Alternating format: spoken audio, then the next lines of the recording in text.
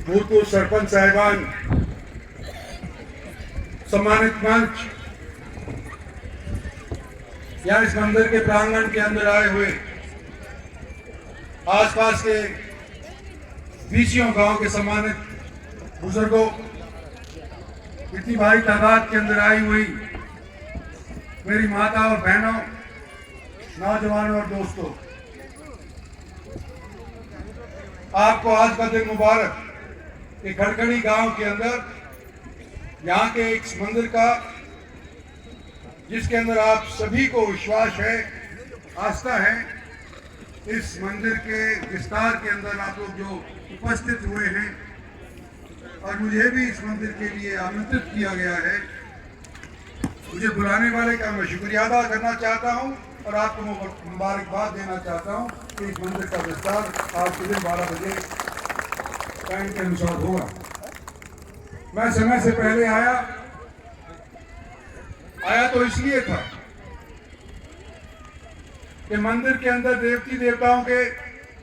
मुझे दर्शन हो जाएंगे, लेकिन साथ साथ ये जो मंच बनाया है और मंच के ऊपर मुझे अनेक गांव की तरफ से ये जो इज्जत की पगड़ी बख्शी है, उन सभी गांव वालों का, जो भी रिप्रेजेंटेटिव यहाँ पर आया हुआ है, उनसे मैं यूँ कहना चाहता हूँ कि आज जब आप वापस जाओ अपने गांव के अंदर, तो कई लोग यूं कहेंगे कि हमारे गांव के अंदर हमने वोट इंद्रजीत को दी थी, भारतीय जनता पार्टी को वोट दी थी, लेकिन हमारे गांव के अंदर उसके बाद दोबारा लौट करके नहीं आया। और इस चीज के लिए मैं सबसे पहले यूं कहना चाहता हूं कि जैसे ही हमारी सरकार बनी, नई सरकार, दूसरी योजना 5 साल की जो बनी, तो साथ साथ कोविड का भी प्रकोप हमारे देश के ऊपर आकर के छा गया। और ना हमारे देश के ऊपर केवल छाया है, बल्कि विश्व के हर मुल्क के ऊपर यह प्रकोप छाया रहा। और कई साथीगण हमारे, कई जानकार आप लोगों के भगवान को प्यारे हो गए। और इन दिनों के अंदर जो लोगों ने सहमी आवाज के अंदर ये दर्शाया है कि हमारे चिकित्सा की व्यवस्था हमारे प्रदेश के अंदर, हमारे देश के अंदर इसका अभाव है, उसके लिए भारत सरकार जब से लागू कर दी है या चालू हो गई है।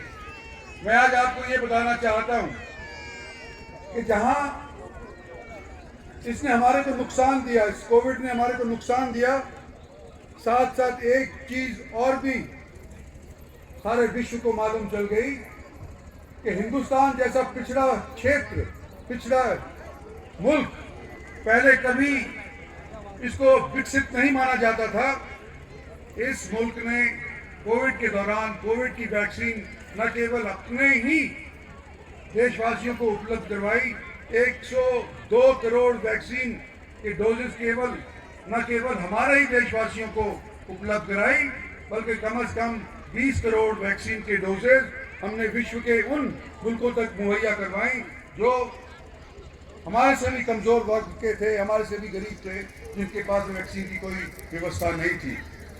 आज हमारे देश के अंदर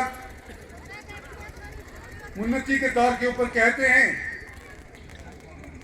कि आज हमारी 5वीं विश्व शक्ति आर्थिक तौर के ऊपर हिंदुस्तान बनने जा रहा है। लेकिन यहाँ पर किसान लोग बैठे, मैं इस चीज का जरूर जिक्र करना चाहता हूँ कि 2 साल 2.5 साल जब कोविड आ रही थी, तो सिर्फ एक तारा अंधेरे के अंदर चांदना दे रहा था, और वो था कि हमारे किसानों ने हमारे देश की आर्थिक स्थिति को संभाले रखा। बाकी जितनी भी कंपनियां थी बाहर के, हो सकता है कि इनको छोड़ करके, लेकिन जितनी भी देश की कंपनियां थी वो गोता खा गई, जितने इंडस्ट्रियलिस्ट थे वो गोता खा गए, और सिर्फ हमारी आर्थिक व्यवस्था को अगर बनाए रखा और कायम रखा, तो आज के हमारे जमींदार ने, किसान ने, गांव के अंदर रहने वाले लोगों ने, महिलाओं ने हमारे इस आर्थिक स्थिति को बनाए रखा। तो आज इस अवसर के ऊपर, इस शुभ अवसर के ऊपर देश की तरफ से मैं किसानों को, मजदूरों को, कमजोरों को,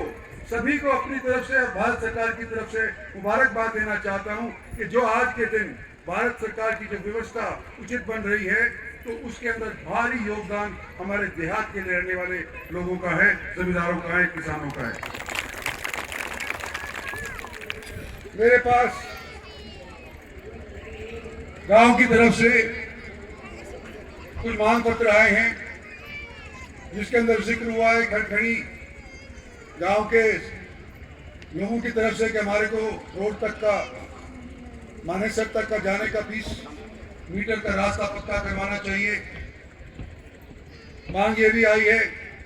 कि बास लावली के अंदर गंदे पानी की व्यवस्था है, उसको सुलझाना चाहिए। गांव ये भी आई है कि पहले हमारे गांव के अंदर एक कम्युनिटी सेंटर खड़खड़ी के अंदर मंजूर हुआ था, शायद मैंने किया था, लेकिन गांव की तरफ से कोई प्रस्ताव नहीं आया कहां पर ये बनाया जा सकता है। तो अभी यहाँ खड़े खड़े स्टेज के ऊपर बात हो रही थी, सरपंच साहब से भी हो रही थी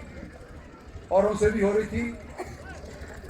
मैंने ये रिक्वेस्ट करी है कि अपनी गांव की तरफ से आप हमारे को जमीन मुहैया करवा दीजिए। रास्ता हमारे एक सज्जन